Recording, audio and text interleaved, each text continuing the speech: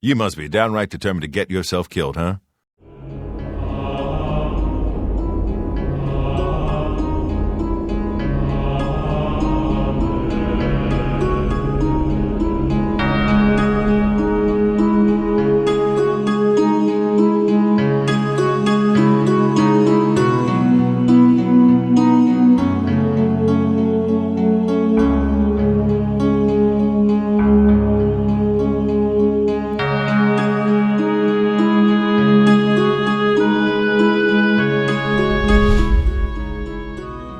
Within the game of Oblivion, one of the more interesting things you can do is become a vampire.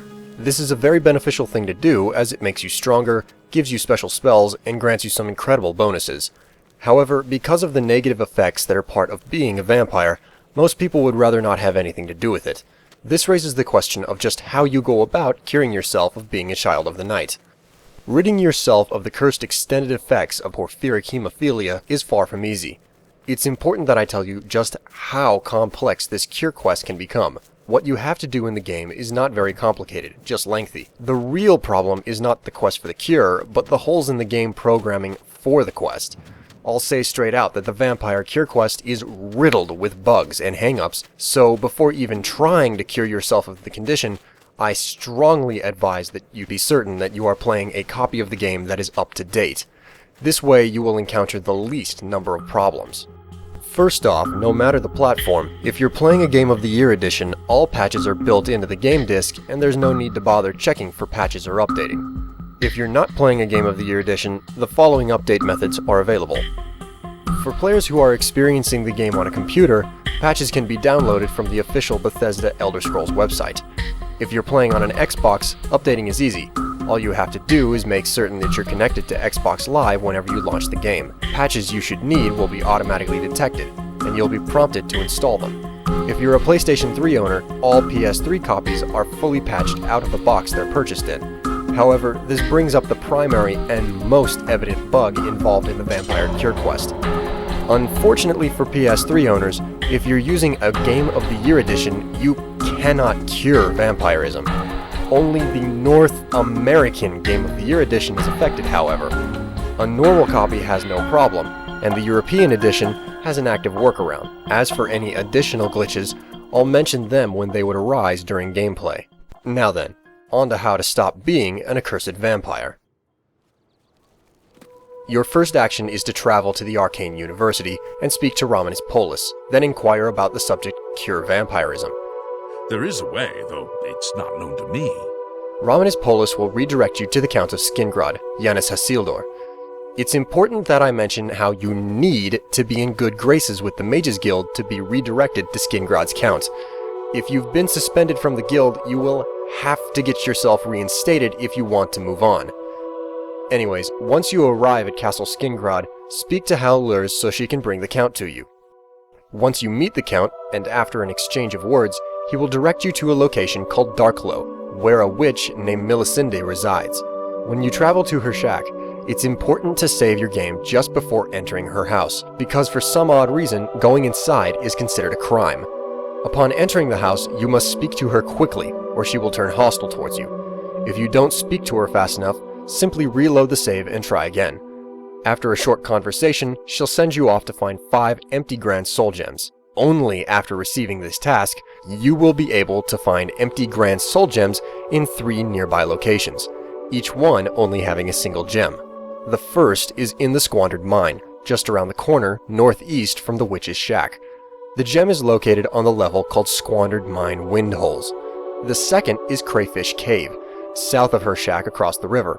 The gem from this cave is found on the level called Crayfish Steep.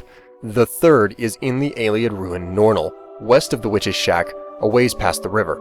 In this dungeon, the soul gem is found on the floor called Nornal Agisil. You don't have to collect those specific gems though. Any empty Grand Soul Gem will do, and if coin is no problem, there are a number of places you can purchase them. In every city, except for Skingrad, you can buy one from the local Mages Guild Hall merchant.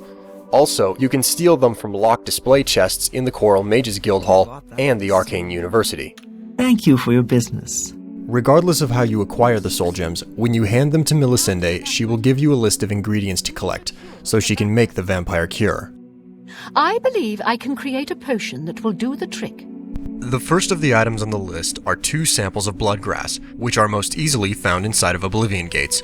If you've already completed the main quest and closed all of the gates to Oblivion, you can also find it randomly growing around where gates to Oblivion were once located. Also, you can sometimes find it randomly sold at alchemy shops. Now, the glitch I spoke of earlier on the PS3 involves the witch not accepting bloodgrass no matter what you do. If you're on anything but the North American PlayStation 3 Game of the Year edition and are getting this problem, you have not properly patched your game. Also, for those of you in Europe using a PlayStation 3 Game of the Year edition, you can work around this problem. If you set your system language to German on the PlayStation menu and then launch into the game, Melisende will accept Blutgras, as bloodgrass is called in German.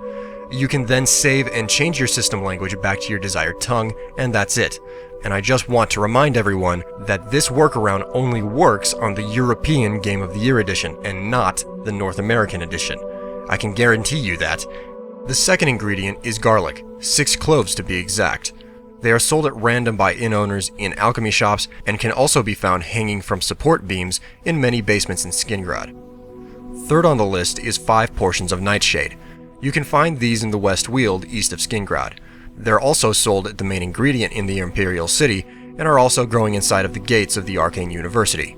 The fourth element is the blood of an Argonian. Taking the special dagger you are given, you need simply stab any Argonian. Not kill, just stab. The best Argonian that I can suggest who you won't be fined for attacking is an enemy archer who is an opponent in the arena of the Imperial City. But any Argonian will do, so hack away if you don't mind the fine you'll incur from assaulting someone. The fifth and last ingredient on the list are the ashes of a powerful vampire. If you inquire further about them, the witch will mark the location of Redwater Slough on your map. Inside you can find a special vampire called Hinderil, who after killing, you can loot the special ashes off of. Once you collect all of the ingredients, you can return to Melisende and she will brew the potion for you. However, before you give her the ingredients, you should make sure that you are able to go back outside and travel to a different location without dying. The reason for this is that you cannot wait inside of Melisende's shack, as she considers it to be trespassing. Another note is that you should never give her the ingredients at 11 o'clock at night, or she might never return from her basement.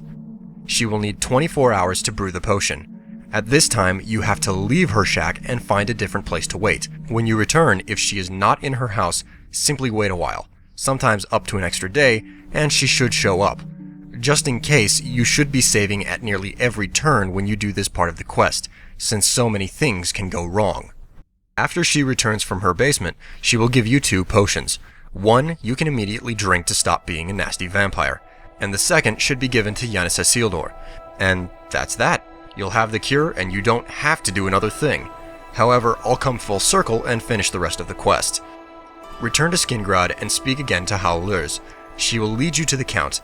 After giving him the potion, you must wait 24 hours before speaking with him again to receive your reward. Sometimes even after you wait and speak to Count Hasildur, he will only say, "Please go," and not reward you. To fix this, simply speak to Howlers and have her bring the Count to you. Finally, on occasion, even after you drink the potion to cure yourself of being a vampire, it may not remove your vampirism for some reason. To complete the process, you simply need to use any type of cure disease effect, such as a spell, potion, or, if your fame is higher than your infamy, an Altar of the Nine in any given chapel. Now, there are a few things you need to know after you complete this quest and cease to be an eternal being of the night. First is that after you cure yourself, you can no longer become a vampire ever again. However, you can still contract porphyric hemophilia, which is the disease that causes vampirism, though it will only act as a normal disease and never turn you into a vampire again. It should also be noted that if you're on an Xbox 360 or PC, you have the opportunity to purchase a downloadable content add-on called Vile Layer. This layer has an object called the Font of Renewal, and whenever activated, it will instantly remove vampirism from your character. It's also worth mentioning that the Vile Layer plugin is not available on the PlayStation 3 in any form. Being a vampire has a lot of advantages, but obviously it's not for everyone. So if you're really that eager to remove the curse of burning in the sunlight, that's how it's done. Just remember, after you stop being a vampire, you'll never be one again.